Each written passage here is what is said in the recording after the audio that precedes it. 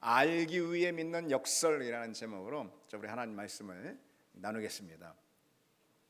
이 부활의 역사가 있은 다음에요, 우리 주님께서 부활하신 주님의 몸으로 그날 밤 제자들을 방문하셨습니다. 제자들이 정말 믿기 힘든 그런 광경 앞에서 그 누구도 어떻게 이런 일이 있을 수 있는가, 죽으신 주님께서 3일 만에 부활하셔가지고 부활하신 그날 제자들을 찾아오셨다라는 게 누구나 상상이나 이게 할 수 있는 일이겠습니까? 그래서 다 믿을 수 없다라는 표정으로 받아들이지 못했다라는 것이죠. 그러나 주님께서 당신이 진짜 부활하셨다라는 이 사실을 제자들에게 그의 몸으로 명확히 보여주시자 제자들이 다 그것을 받아들이고 또 믿고 기뻐했습니다. 그런데 그 자리에 사실 도마는 있지 않았어요. 나중에 도마를 만난 제자들이 기뻐하면서 우리 주님께서 부활하셨다라고 그렇게 증언을 하자, 이 도마는요, 내가 그 손의 못자국을 보지 않는 한 결코 그를 믿지 않겠노라 강하게 부정을 합니다. 사실 그로 인해서 이 도마의 이름 가운데 붙은 꼬리표가 있죠. 의심 많은 도마, 이런 꼬리표가 붙었는데요, 실은 이 도마의 의심을 믿음 없는 그런 행위라고 몰아붙이는 것은 사실 그렇게 온당하지 않다라고 여겨집니다.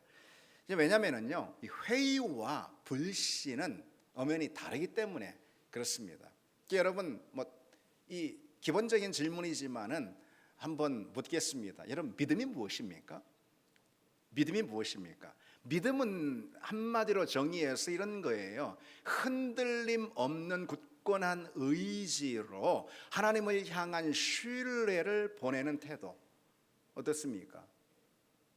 믿음을 정의한 이 저의 개념이 여러분 어떻습니까? 맞습니까? 맞죠. 그렇죠? 어떤 상황에서도 흔들림 없는 의지로 하나님을 향해 신뢰를 표하는 그런 태도가 믿음입니다. 그렇다면 여러분, 불신은 무엇일까요? 불신은 그 반대예요. 어떤 상황에서도 흔들림 없는 굳건한 의지로 믿음을 거부하는 그런 태도, 그런 의지, 이게 바로 불신인 것입니다. 그렇다면 회의는 뭘까요? 회의는 불신과는 다릅니다. 믿고 싶지만 믿어지지 않는 그런 마음의 상태를 회의라고 할 수가 있습니다. 그래서 믿고 싶은 마음과 믿어지지 않는 현실 간의 그 괴리에서 잉태되는 것이 바로 이 회의다, 이렇게 말할 수가 있는 거예요. 그런데 그런 회의는요, 사실 믿음으로 향하는 그런 첫걸음이 될 수도 있다라는 사실입니다. 그러므로 회의를 무조건 나쁜 거다, 우리 신앙인들이 가져서는 안 되는 태도다, 믿음의 적이다, 이렇게 몰아붙이는 것은 그렇게 바람직하지 않다라는 것이죠. 그래서 기독교 작가인 폴 트루니에라고 있습니다. 이분이 기독교 역사를 쭉 살펴본 결과 이렇게 말하고 있습니다. 예로부터 가장 큰 헌신을 감당해낸 신앙의 지도자들은 의심과 신앙 사이를 오가며 괴로운 싸움으로 상처투성이가 되곤 했다, 그렇게 말합니다. 의심과 신앙 사이를 오가는 그런 괴로운 씨름, 이 과정이 바로 믿음을 잉태하는 그런 과정일 수가 있다는 것이죠. 그래서 이렇게 말할 수 있습니다. 한 번도 어둠을 통과하지 않은 신앙은요, 이 은혜의 빛이 얼마나 소중한지 잘 느끼지 못할 수가 있습니다. 어둠 속에서 하나님을 붙들어 본 그 신앙만이 그 빛을 진정으로 깨닫고 알게 되는 것이죠. 의심과 믿음의 줄다리기 속에서 밤새 씨름하며 하나님께 매달려 본 그런 신앙 있죠. 그런 신앙만이 그 후에 주어지는 믿음의 빛과 그 열매로 인해서 감격하게 될 수가 있습니다. 여러분 어떠신가요? 그런 과정이 여러분들에게는 있습니까? 그래서 신앙생활을 하는 동안 한 번도 하나님을 멀게 느껴본 적이 없는 그런 사람 있잖아요. 기도 가운데 한 번도 기도가 막혀본 적이 없는 그런 사람 있잖아요. 말씀을 대하는 그 자리 가운데 한 번도 하나님의 말씀이 공허하게 다가오지 않아 본 그런 사람 있잖아요. 한 번도 하나님의 침묵 앞에서 홀로선 자기 자신의 모습을 본 적이 없는 그런 사람 있잖아요. 그런 사람은 실은 믿음이 뭔지 모르는 그런 신앙일 가능성이 높습니다. 여러분 스스로에게 한번 질문해 보시기 바랍니다. 한 번도 하나님의 침묵 앞에서 홀로 서본 적이 없는 그런 사람 있잖아요.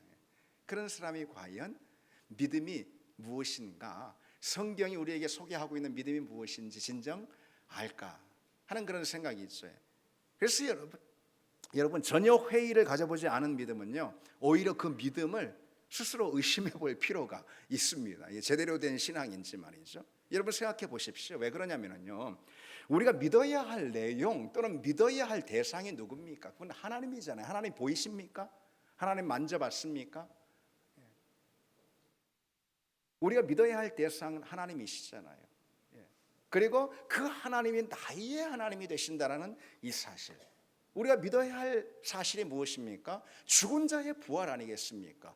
그리고 영원한 삶, 영생의 삶, 내세의 삶이 아니겠습니까? 하나님이 계시고 그분이 나의 하나님 되시고 죽은 자의 부활을 믿고 영원한 생명을 믿는 것, 이것은 여러분 인간의 상식이나 경험으로는 도저히 받아들일 수가 있는 게 아니잖아요. 여러분 인간은 어떤 존재입니까? 인간은 이성과 오감에 의지하는, 감각에 의지하는 그런 존재입니다.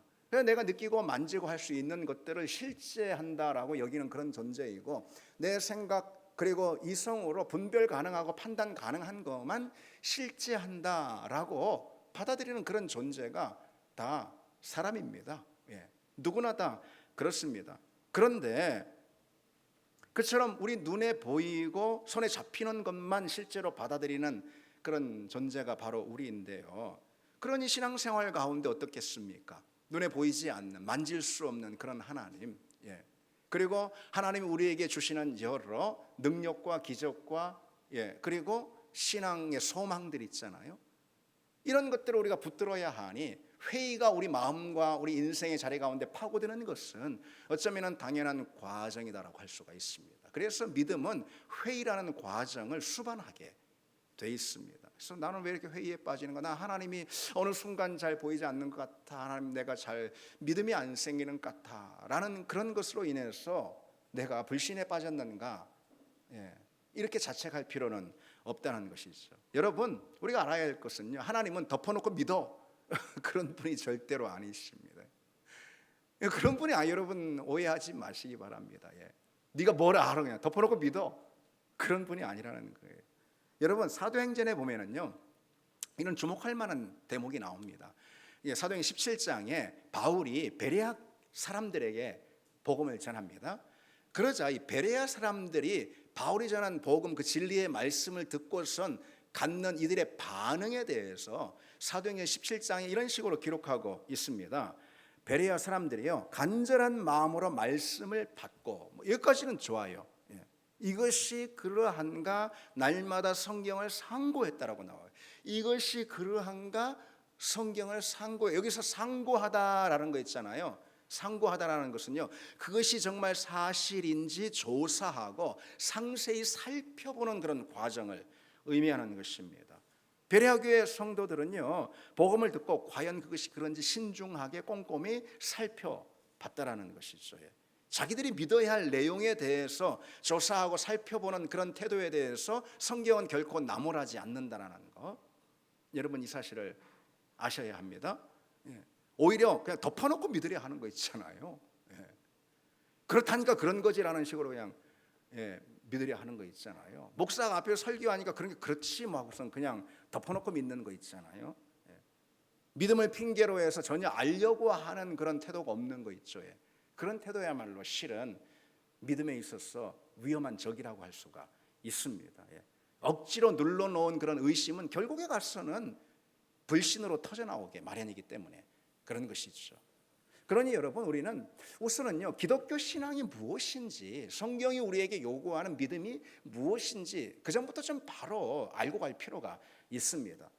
믿음은 오늘 주제와 연관해서 말씀드리면은 믿음이라는 것은요, 반복되는 회의와 확신의 과정을 통해서 점차 온전해진다는 사실이에요.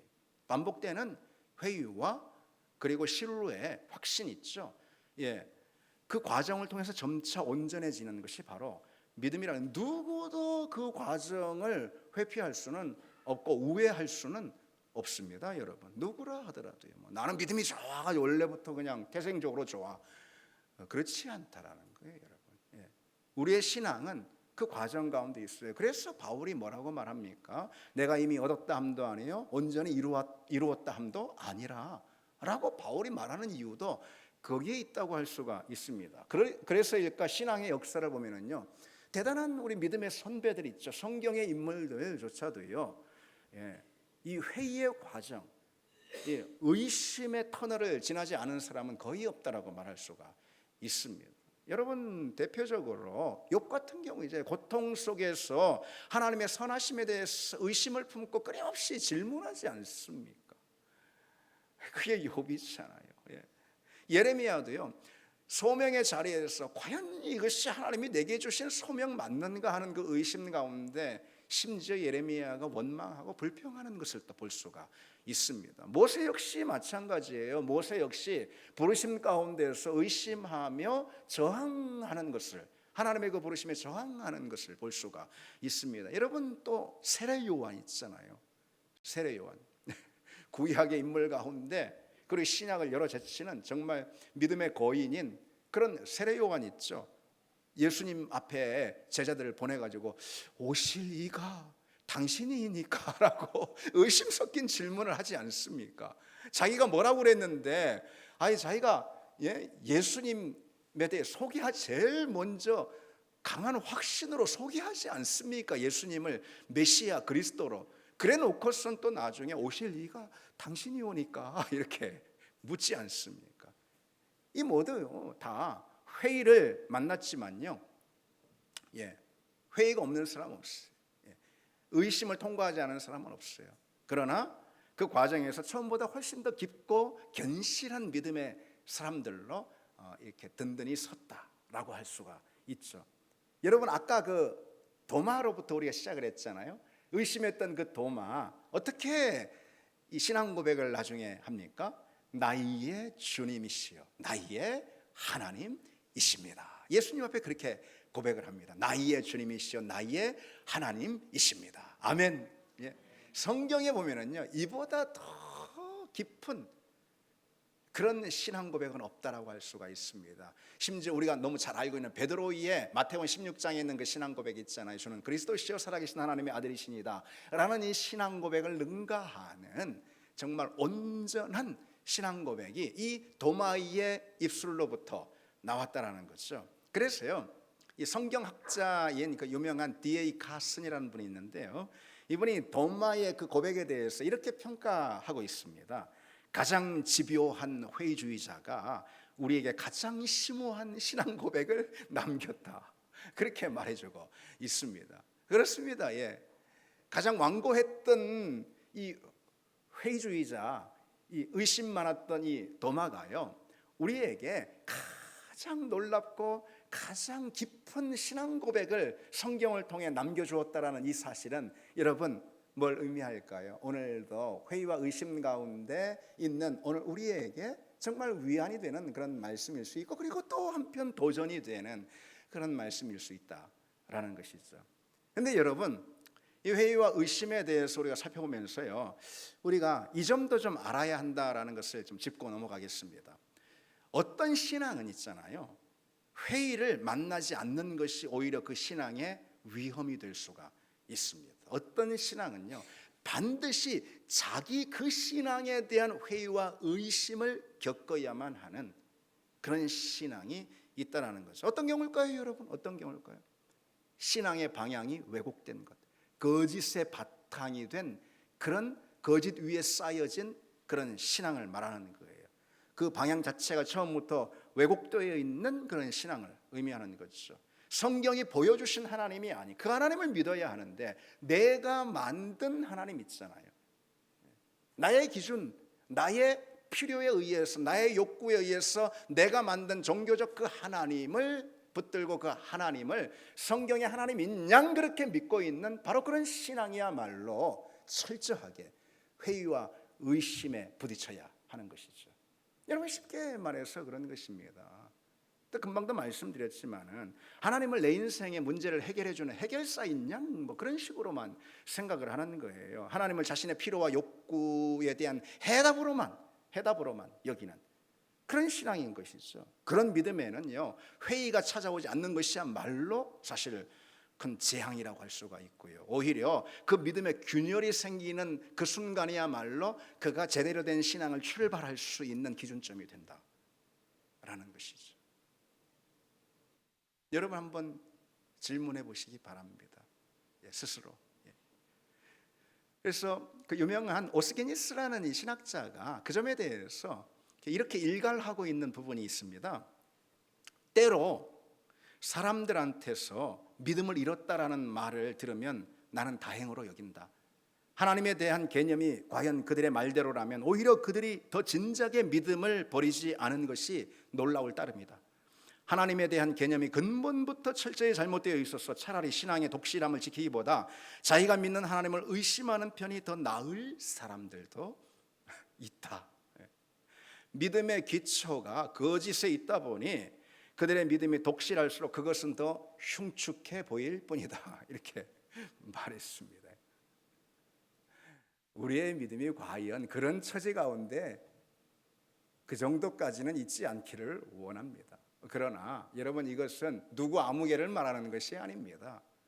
우리 자신을 우리가 더 깊이 들여다봐야 하는 것이죠. 나의 믿음, 나의 하나님을 향한 신앙이 진정 진실을 바탕으로, 다시 말해 성경의 진리를 토대로 내가 그 하나님을 믿고 있는지, 아니면은 무슨 샤머니즘도 아니고요, 그런 종교적인 기초 위에서 내가 만든 나의 하나님을 스스로 붙들고 있는지 우리는 질문해야 하는 것이죠. 매일같이 질문해야 하는 것입니다. 만약 우리 믿음이 그처럼 잘못되어 있고 하나님에 대한 생각이 빗나가 있다면요, 그 믿음이야말로 의심이라는 장벽에 부딪혀서 철저히 깨져야 하는 그런 믿음이라고 할 수가 있는 것이죠. 여러분, 우리가 이 의심과 회의에 대해서 이 시간 간단히 나누고 있는데요, 의심과 회의에 대해서 우리가 알아야 할 요점은 다른 게 아니고 이런 것입니다. 이 의심과 회의가 아주 나쁜 것도 아니고요, 하나님을 향한 어떤 불경건한 그런 태도도 아니고요, 의심과 회의가 반드시 나쁜 결과를 가져오는 것도 아니라는 그 사실을 우리가 알아야 하는 거예요. 잘못되고 거짓된 믿음이라면은 진정 회의를 통해서요 깨져가지고 바른 믿음으로 거듭나야 하는 것이고요. 그리고 연약하고 옅은 믿음은요, 이 의심이라는 장벽에 부딪혀서 도전받고 더 든든하고 깊은 믿음으로 자라야 하는 거겠죠. 그렇죠, 여러분? 그런데 분명한 점이 있어요, 여러분. 의심과 회의에 관한 우리가 말씀을 나누면서 그건 성경에 나와 있는 수많은 인물들이 그걸 보여주는 거예요. 아까 말씀드린 도마나 모세나 예레미야나 심지어 세례 요한도요 보여주는 건데, 하여튼 그 의심과 회의에 관한 내용을 우리가 보는데요. 그런데 여러분, 의심과 회의를 불식시키는 것, 그것은 무엇일까요? 그것은요, 의심과 회의를 불식시키기 위해서 더 많은 하나님에 대한 정보를 내가 얻거나, 하나님이 진정 하나님이시고 나의 하나님이 되신다라는 더 많은 증거를 확보함으로써 내게 있는 하나님을 향한 의심과 회의가 거두어지는 것이 아니라는 거예요. 아니라는 거예요. 의심과 회의를 불식시키는 것은 다만 믿음이라는 것입니다. 믿음이라는 거예요. 그게 무슨 말이냐? 주님께서 보지 못하고 믿는 것이 복되다라고 이렇게 말씀하시지 않습니까? 하나님에 대해서 여러분, 우리가 더 많은 정보를 얻고 더 확실한 증거를 찾고, 그래서 더 분명하게 하나님에 대해서 파악하면은 내가 믿음 위에 든든히 설까요? 하나님이 분명히 내 이성과 오감이라는 이 시야에 하나님이 분명히 포착이 되면, 그럼 내가 하나님을 더 분명하게 확신하고 믿게 될까요? 전혀 그렇지 않습니다. 그렇지 않습니다.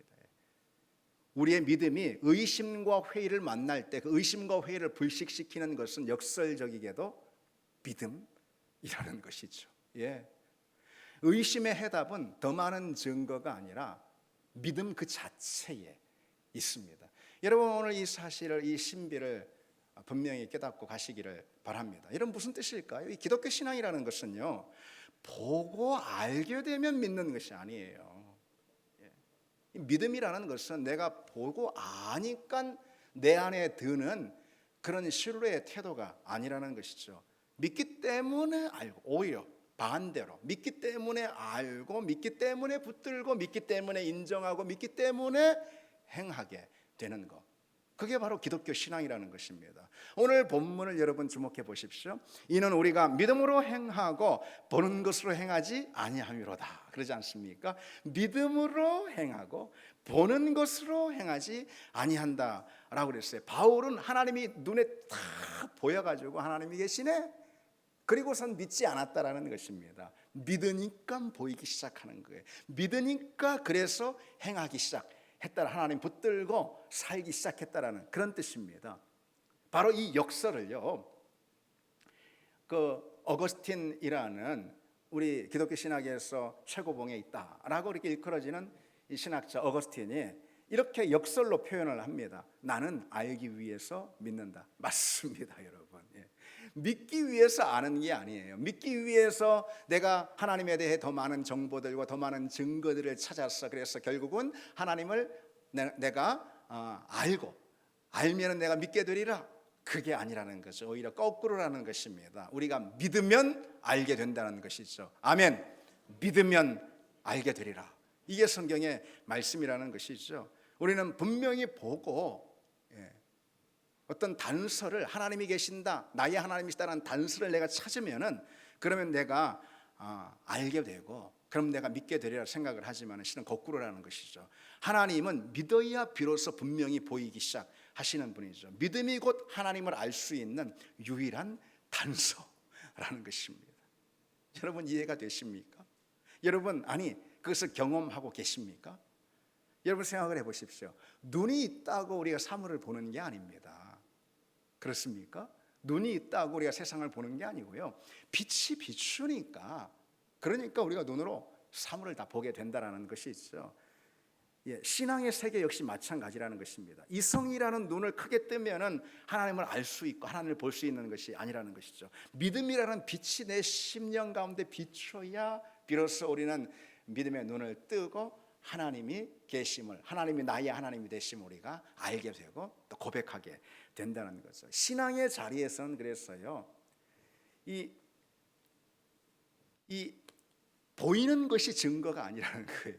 우리 이성으로, 우리 오감으로, 우리 감각으로 만져지고 보여지고, 그런 것이 증거가 아니라는 것이죠. 다만 뭐가 증거라는 것입니까? 믿음이 증거라는 것입니다. 믿음이 증거라는 거예요. 하나님을 믿는데 우리가 그렇잖아요. 뭘 믿습니까? 하나님이 계심을 믿고 하나님 나의 하나님이심을 믿고 하나님이 창조주시고 주권자이심을 믿지 않습니까? 하나님 나를 사랑하심을 믿고 모든 것을 믿지 않습니까? 하나님에 대해서. 그런데 그 하나님을 믿는데 어떤 증거와 근거와 단서들 있잖아요. 우리 이성으로 납득할 만한 그런 것 때문에 믿는 게 아니고요, 하나님을 하나님이 계심을, 믿음이 곧 하나님이 계시다, 하나님이 나의 하나님이시다 라는 증거라니까요, 여러분. 그게 성경이 우리에게 말씀하고 있는 내용입니다. 히브리서 11장에 그 점을 분명히 하고 있지 않습니까? 믿음은 뭐라고요? 믿음은 보이지 않는 것들의 증거라. 믿음은 보이지 않는 것들의 증거라. 이 사실을 여러분의 삶의 자리, 또 믿음의 자리에서 여러분의 삶으로 경험하게 되는, 그리고 고백하게 되는 그런 은혜가 있기를 원합니다. 이게 놀라운 사실이죠. 믿음은 보이지 않는 것들의 증거라. 우리는 무언가 확실한 증거가 주어져야 믿을 수 있다라고 여기지만 성경은 아니다. 믿음 그 자체가 유일한 증거다라고 우리에게 말하고 있는 거예요. 근거가 믿음을 만드는 것이 아니고 믿음 그 자체가 믿을 수 있는 근거가 된다라는 것입니다. 그러니 여러분 우리는 이 점을 알아야 합니다. 우리가 눈에 보이는 증거가 없는데도 하나님을 믿고 있잖아요. 우리가 그렇잖아요. 예. 다른 누가 아니고. 그렇습니까, 여러분? 하나님 눈에 보여가지고 믿었습니까, 여러분? 하나님 어저께 하나님 말씀하시는 음성을 여러분 고막에 찢어지는 소리로 들어서 여러분 믿었습니까? 아니잖아요. 여러분 각막에 비치는 상으로 하나님이 보여서 여러분 하나님 믿었습니까? 그건 아니잖아요. 예. 여러분의 이성과 오감이라는 감각을 통해서 하나님 느껴져가지고 하나님 믿었습니까? 그런 분 여기 계십니까? 하나님은 영이신데. 예. 그런데 여러분 확실한 것이 무엇입니까? 여러분 마음 가운데 믿음, 여러분 마음 한 자리 한복판을 차지하고 있는 그 믿음 확실한 거 아니겠습니까? 확실한 거 아닙니까? 우리에게 믿음이 있습니다. 우리는 아무것도 보지 못했지만은 우리 안에 어느새 믿음이 들어왔습니다. 그 믿음이 우리 마음을 가득 채우고 있습니다. 증거가 불충분하면 불충분할수록 우리 가운데 그처럼 믿음이 있다라는 이 사실은요, 바로 하나님이 그 믿음을 불러일으켜 주셨다라는 증거가 되는 것입니다. 그렇지 않습니까? 우리가 조사하고 탐구하고 분석하고 찾아가지고 연구해서 하나님이 계시네 하고선 하나님을 믿은 것이 아니라면 말이죠. 그런 사람 여기 누가 있습니까? 그렇죠? 그런데 우리 마음에는 그렇지 않았음에도 불구하고 믿음이 자리하고 있습니다. 그렇습니까? 믿음이 자리, 믿음이 크게 뭉게 구름처럼 믿음이 자라서 우리 가운데 크게 하나님이 계시고 하나님 나의 하나님 되신다라는 이 믿음이 내 마음 한복판 내 내면 깊은 곳을 자리하고 있습니다. 그렇다면 그것은 무엇으로 기인한 것입니까? 하나님이 주신 것이죠. 은혜로 하나님이 주신 것이죠. 그러니 믿음은 기적이라고 말할 수밖에 없습니다. 믿음은 하나님의 능력이고 우리 가운데 있는 믿음은 하나님이 우리에게 주신 기적이고 은혜이고 선물이라는 거죠. 그처럼 믿음은 여러분 한낱 우리 눈을 납득시킬 만한 어떤 증거에 기대어 있지 않다라는 것이죠. 우리 믿음은 다만 하나님께 기대어 있습니다. 하나님이 우리에게 믿음을 선물로 또 기적으로 주셨다라는 것이죠. 그럼에도 불구하고 우리가 어리석게도 자꾸 하나님을 우리 눈으로 선명하게 보고 싶어하고 우리의 감각으로 또 분명하게 느끼고 싶어하는 그런 때가 많이 있습니다. 하나님의 음성이 들리지 않는 것 같으면 마치 우리 고막이 찢어지라 하나님이 내 고막을 울려서 음성을 들려주시는 그런 차원의 우리가 은혜를 원하는 것이죠. 예. 그런 답을 원하는 것입니다. 의심의 여지들을 완전히 없애고 싶어 하는 것입니다. 여러 가지 의심의 여지들, 우리 감각으로 볼 때는 의심할 만한 것들이 하나님이 계시는가라는 그런 의문을 던질 만한 것들이 많이 있죠. 우리 이성으로 우리 감각으로 확인해 볼 때는요. 그러니까 그 의심의 여지를 우리가 없애려고 하는 것입니다. 다시 말해서 하나님이 우리 눈에 보이도록 개입해 주세요 지금. 그럼 내가 믿겠습니다. 이런 식의 도전을 우리가 하는 것이죠. 그러나 그것은 결코 하나님이 우리에게 주시는 믿음이 아니기 때문에 하나님은 그런 우리 요청에 응답하시는 분이 아니라는 것입니다. 믿음은 의심의 여지가 없는 확실성, 이게 믿음이 아닌 거예요. 믿음은 의심의 여지 가운데서도 받아들이고 회의의 안개 속에서도 하나님을 신뢰하는 그런 태도. 여러분, 이것이 다만 하나님이 우리에게 주시는 믿음인 줄 믿습니다.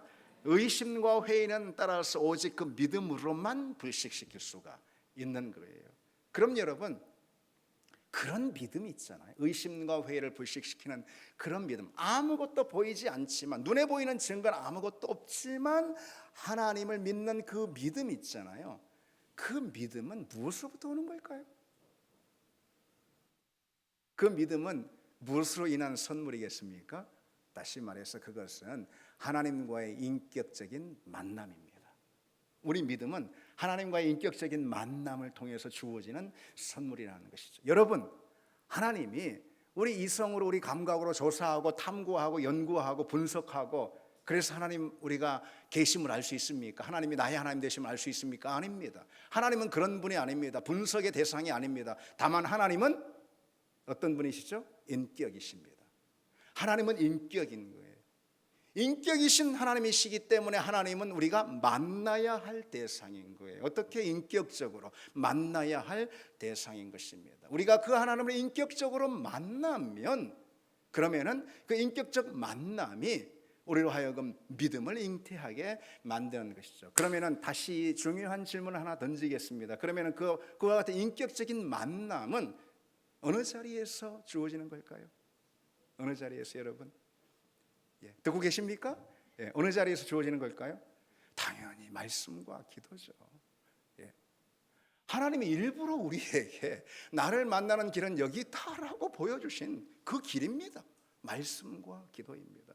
늘 말씀을 가까이, 말씀은 하나님의 말씀이죠.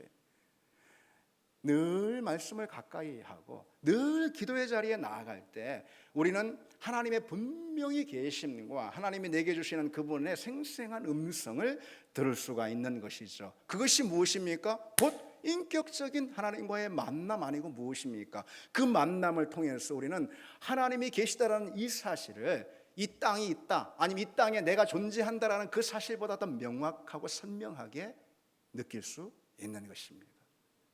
우리의 믿음은 과연 그런 믿음입니까?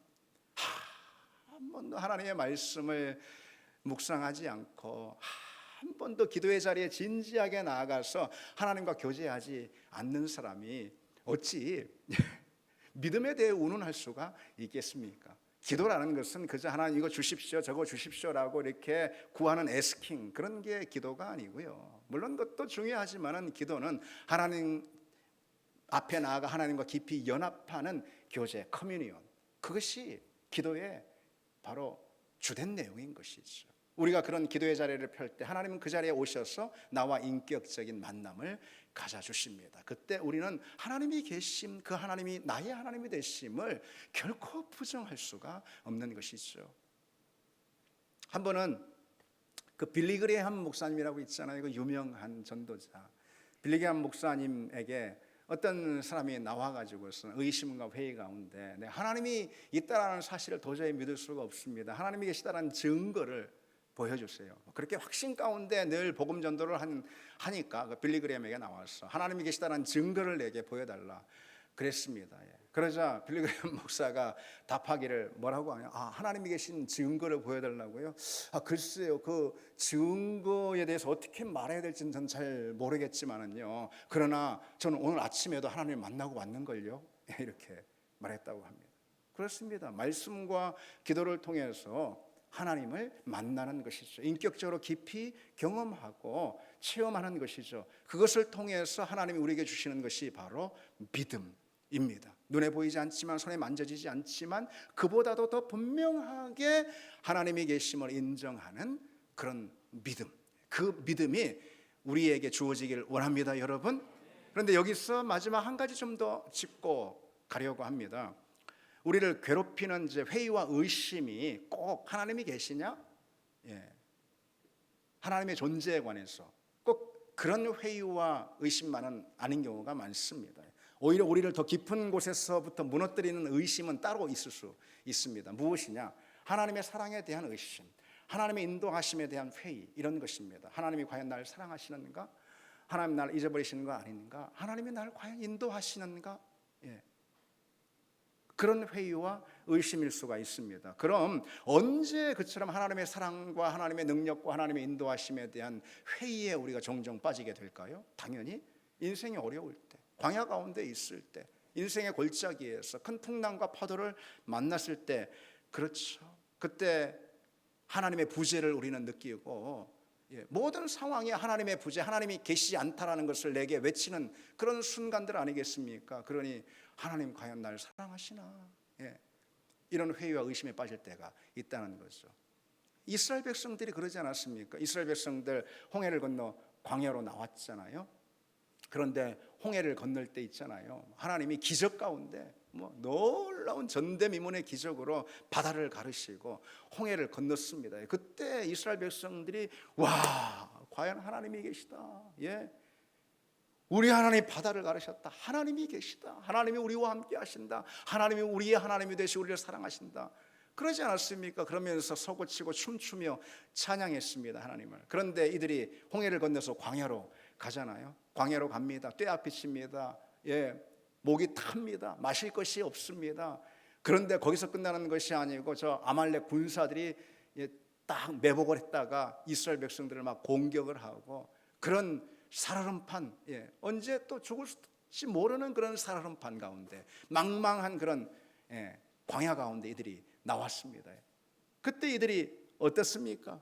그 힘든 시간이 지속되면서 의심이 점점 확고해지는 거죠. 과연 하나님이 나와 함께 하시는가? 과연 하나님 우리 하나님이 되시는가? 과연 이것이 하나님의 인도하심이 맞는가? 하나님 우리를 인도하시고 있나? 이런 의심과 회의에 빠지게 되는 것이죠. 여러분, 그처럼 있잖아요. 우리 믿음이 시련을 만났을 때 믿음으로 선택한 우리의 길이 오히려 깊은 인생의 수렁으로 우리를 이끌어가는 것 같은 그런 상황일 때 있잖아요. 하나님의 능력이 내가 기대하는 방식으로 내게 임하면 좋겠는데 그러지 않는 것 같을 때 있잖아요. 오래 기다렸건만 결국은 내게 낙심을 주고 마는 그런 상황들 있잖아요. 그런 시간들이 계속되면은요, 우리는 하나님의 사랑에 대해서 의심하게 됩니다. 우리가 다 연약해가지고 하나님의 인도하심에 대해서 우리가 의심 섞인 질문을 하게 됩니다. 그래서 막 평소에는 우리 성도들이, 저도 그렇지만은 평안하고 평소에 있잖아요.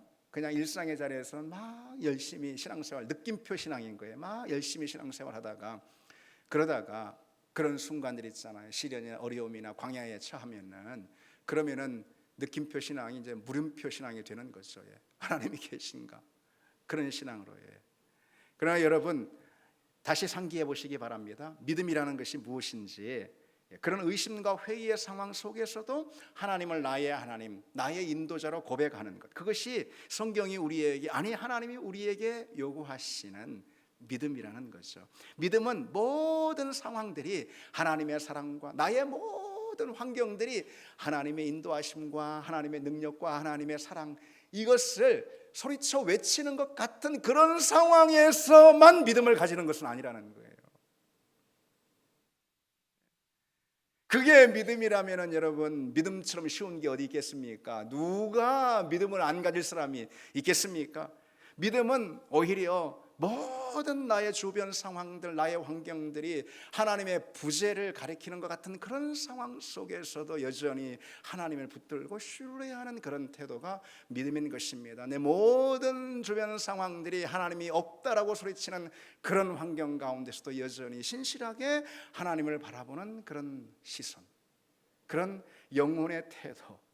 여러분, 그런 믿음이 여러분에게 있으십니까? 그런 믿음이 우리 영혼을 복되게 하는 줄 믿습니다. 그런 믿음을 여러분 구하시기 바랍니다. 그런 믿음은 마침내 하나님의 손길과 하나님의 은혜를 경험하게 될 줄 믿습니다. 여러분, 아까 말씀드렸듯이 의심과 회의는 결코 부끄러운 것은 아닙니다. 그러나 언제까지나 그 의심과 회의에 머물러 있을 수는 없지 않습니까? 그래서 히브리서 기자는 믿음이 없이는 하나님을 기쁘시게 하지 못한다라고 우리에게 도전하고 있는 거죠. 하나님의 부재가 느껴지는 그런 상황 가운데서도, 그래서 세상 사람들이, 우리 가까운 이웃들이요, 내 하나님이 어디 있냐라고 도발하는 그런 상황 가운데서도 여전히 하나님을 신뢰하고 하나님의 사랑 안에 거하고 하나님의 손길을 붙들고 소망하는 그런 믿음, 눈에 보여서가 아니라 그런 믿음을 가질 때 그 믿음이 하나님을 기쁘시게 하는 믿음이 되고, 그런 믿음이 곧 결국은 하나님의 은혜를 마중하는 믿음이 되고, 그리고 하나님의 손길을 누리는 그런 믿음이 될 줄 믿습니다. 우리 같이 찬양 드리겠습니다.